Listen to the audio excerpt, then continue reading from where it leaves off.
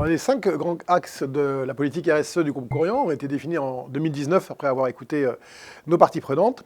Le premier, c'est la liberté du choix pour nos résidents, nos patients, autour de la notion de ce qu'on appelle le positive care chez Korian. Le deuxième axe, c'est prendre soin de celles et ceux qui prennent soin, parce que ce sont bien nos équipes qui, tous les jours, dans les sites, délivrent le soin aux résidents. Le troisième axe, c'est être un acteur engagé et contributif de la société de longévité qui s'ouvre en Europe et dans les 20 ans qui viennent.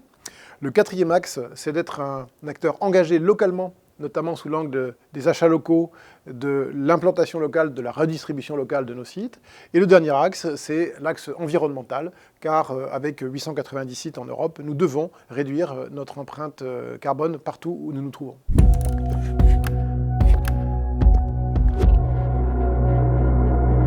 Alors, parmi les 15 engagements précis que nous avons pris en matière de RSE, qui illustrent les 5 axes que j'ai décrits précédemment, il y en a 3 qui sont dédiés aux politiques et des ressources humaines. Le premier, c'est l'ancienneté moyenne. Aujourd'hui, nous avons une ancienneté moyenne de 6,7 années chez Korian, et l'objectif, c'est de viser à minima ces 6,7 années en le renforçant chaque année, grâce à une politique RH centrée sur la santé, la sécurité au travail et l'amélioration de l'environnement, de la qualité du travail pour nos 56 000 collaborateurs partout en Europe. Le deuxième objectif, c'est de renforcer en permanence le contrat social Korian, c'est-à-dire ce qui fait rester les gens, c'est Korian. Et le troisième, c'est la formation qualifiante, parce que notre groupe peut offrir des vrais parcours de promotion, des parcours ascensionnels dans l'entreprise, grâce à une formation qui est au cœur de la stratégie RH de l'entreprise. Le deuxième objectif, c'est de faire de Korian une entreprise apprenante, c'est-à-dire de proposer des parcours, mais aussi d'avoir des outils. Nous avons par exemple annoncé récemment la création d'un CFA du soin Korian en France, qui sera inauguré à la rentrée après l'été. Ce sera le premier CFA du soin du secteur, dans un secteur qui n'est pas familier de l'apprentissage. Et nous devons renforcer cette filière de formation et d'insertion des jeunes et des moins jeunes. Le dernier objectif que nous nous sommes fixés pour les ressources humaines, c'est la diversité.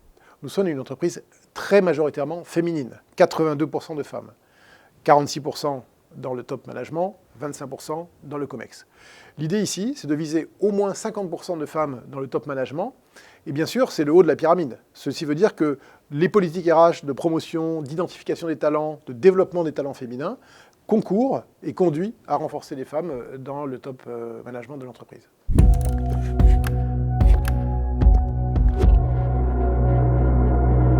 Alors, les équipes RH ont été évidemment au centre de la crise épidémique. Quelles leçons j'en tire? 4 leçons. La première, solidarité. C'est-à-dire que les équipes RH se sont reconverties dès le premier jour de la crise en support des opérations. Nous avons créé une équipe de sourceurs internes de 35 RH en France qui, 7 jours sur 7, ont sourcé des personnes pour remplacer les soignants malades. Donc vraiment une belle solidarité qui s'est exercée. Deuxième leçon, être mieux et toujours paré à l'éventualité d'une crise pandémique, en formant plus ces équipes, en les préparant grâce à une formation continue.